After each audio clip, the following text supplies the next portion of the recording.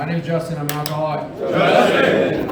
I'd like to start, absolutely. I'd like to start by thanking Tony, asking me to come out, and congratulating all the many chip takers, everybody who's new, birthday celebrants. I know when you're new, it's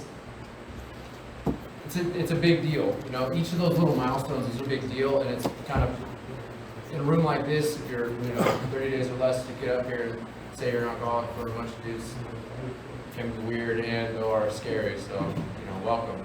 I can tell you that for me, this is like I went through that stuff and doing these this is my least favorite part about being of service or being an AA.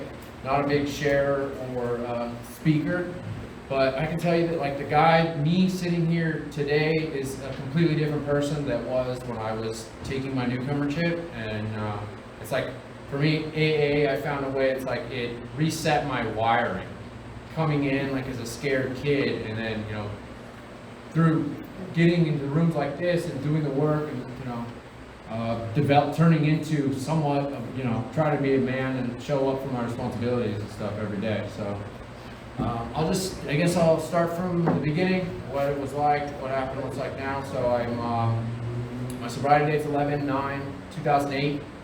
I came in and I met Tony right when I first came in, and we went. I came into the treatment center that he was checking. I checked in the day he was checking out. Went into his room. So then my first days were, with Tony, and we did groups together, and we basically learned this thing. I just grew into this thing with Tony from the beginning. But so I didn't come in on a winning streak. I was born in Arcadia. I grew up in this area in Laverne. And I got a late start. I started drinking and getting high about 13, and I didn't have a white light experience when it first happened. I was just I grew up in a drinking alcoholic home, and so by the time I started drinking, I just was that's what you're supposed to do every week, you drink, and so because I didn't know anything else, that's what I was around. And so I didn't it wasn't it was this is the best thing that's ever happened to me. I mean, I fucking puked, and but I didn't feel like I was, whatever. I just didn't, it wasn't I'm gonna do this every day for the rest of my life. That wasn't my thing. But eventually it just turned into that. So I'm an alcoholic. I also love drugs, just so that we're clear. And it just started out weekend parties. I just drank, and then for me, it was the fun, and then fun with fun with problems, basically. So over time, we turned into a all bets are off type of alcoholic.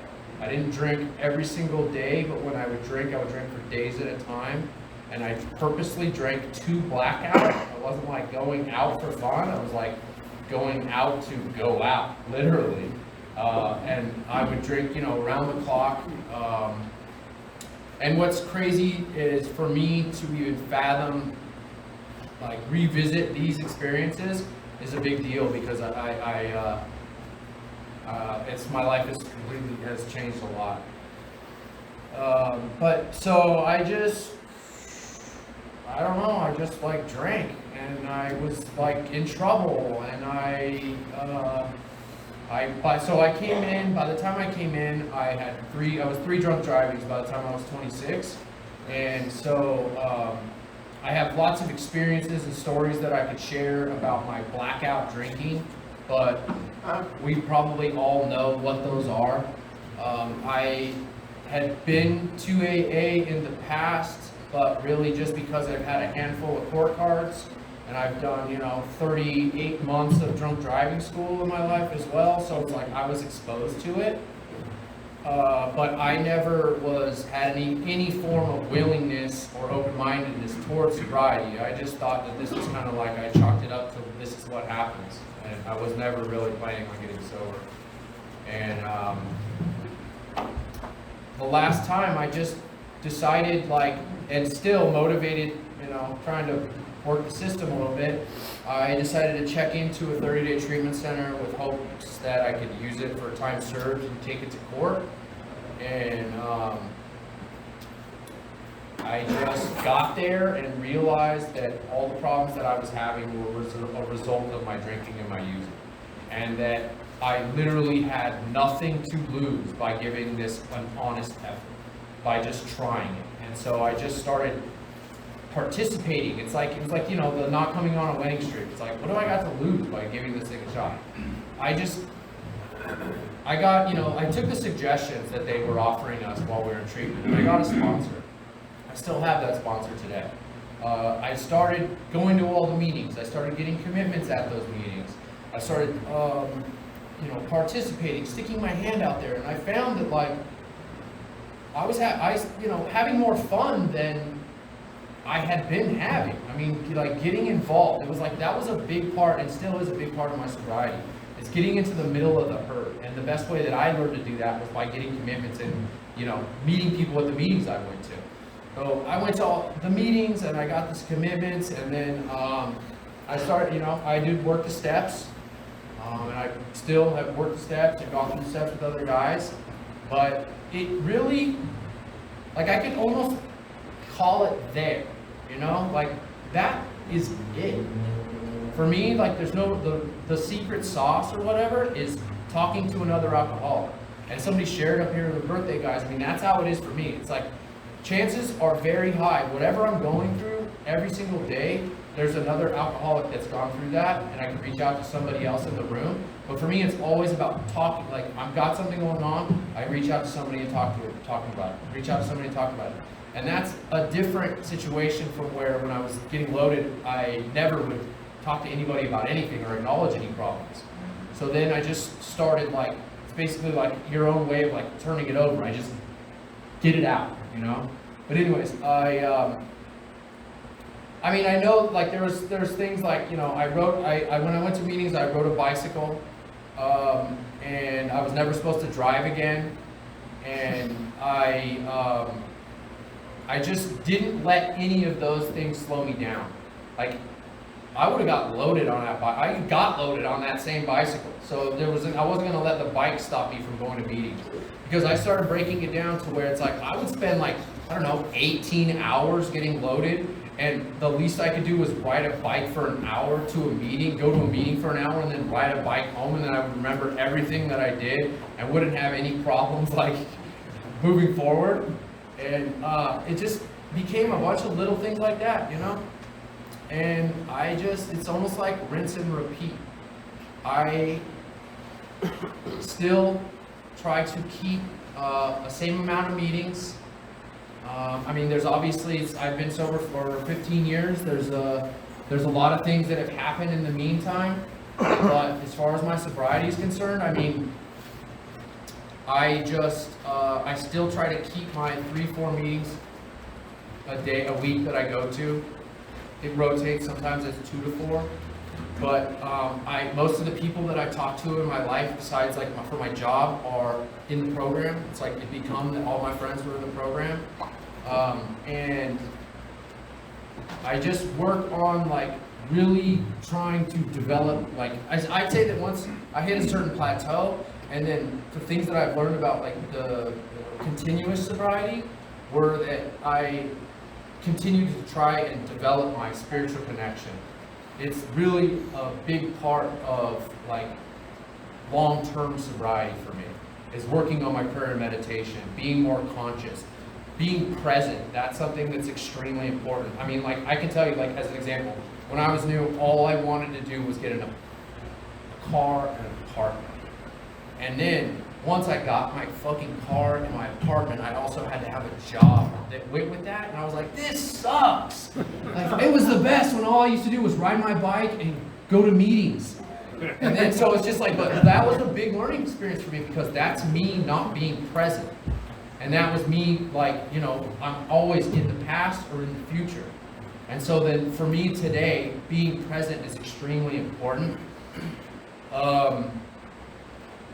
If you would have told me when I came in that like the promises in these things, like I've shared and had a realization, like that would have been selling. It would have been a short sell. Like I would have been sold so short if saying that the only things that I would get would be the promises coming true. Because for me, it's not about like the stuff, it's about like personal satisfaction, the way that I feel on a daily basis, that I can hold my head high and be responsible and like, you know, do the things I say I'm gonna do, but just like, I don't have those like negative feelings that I used to have, like riddled with anxiety and looking over and just, you know, I just didn't feel right. It was like I was completely unstable, but I couldn't sit still. And so I know that like for me, if some things I've learned, and I've just shared, that I don't always stick my hand out to AA enough. Maybe I'm not as of service as I could be. And so I would always share that like I might not be the one that always approaches somebody, but I love AA. AA like has completely saved my life, and I would give my number out, and I love to talk shop, shoot shit, talk about AA, and so if anybody wanted my number, I mean, I'd be happy to give it out. But I have found that like now, like being of service is one of the things that's very important for me, and it's just like finding new ways to be of service, whether it's to my family or to my friends, and going to meetings. But I still try to go and do the little things. It's all about the little things, like still help set up chairs and just do stuff like that. I'm kind of starting to ramble, but I know that I'm about to have a kid, my first kid. And so this is gonna be a big change, and I'm gonna need AA. I don't exactly figure out how to sum that one up, but I know that that's gonna be the case. But the thing is that I know that the same is the same. Like what I did from the beginning is always, if I re-implement those things, regardless of what's going around, it's always the same few things. Like it would be the same things my sponsor would ask me when I was new. Have I been to a meeting? Have I worked with them? Have I prayed, meditated? Have I been of service? Have I talked to another alcoholic? And usually it'd be like the handful of things is somewhere in there is the solution. And if there's something that's bothering me, then those would be the things that I always have to resort back to. And so then that's still today is what I'm going to be working on. Back to basics. Have I been of service? Have I been to a meeting? Have I talked to another alcoholic? Have I prayed? Because I know that things are going to be a little bit more complicated than they've been for me over the last number of years. But I can't express enough how grateful I am for AA and for the rooms and the guys that have come before me, and paved the way. All the guys that are coming before and coming after. And I know that I always see that there's a big thing, especially when you're new, about birthdays. But I feel like I see people that get so much anxiety and nervous about getting to that milestone, and then maybe after your year it's like the pink cloud explodes, and it's like because there's so much expectation around the way that it's supposed to make you feel, and it does to me take away from the premise of this is a one day at a time program, and we all have just that one day. And so that I got to my first year, and I thought that the red carpet was going to roll out, and the jobs were going to come falling out of the sky, and the supermodels were going to ask me onto the fucking Hawaiian Tropics model bus or whatever. I mean, and none of that shit happened. It was just I'm just going to grab my bike and go to a meeting, and me figuring out that part is, that's the journey, and that's the thing that's the best. Is just the little actions going through.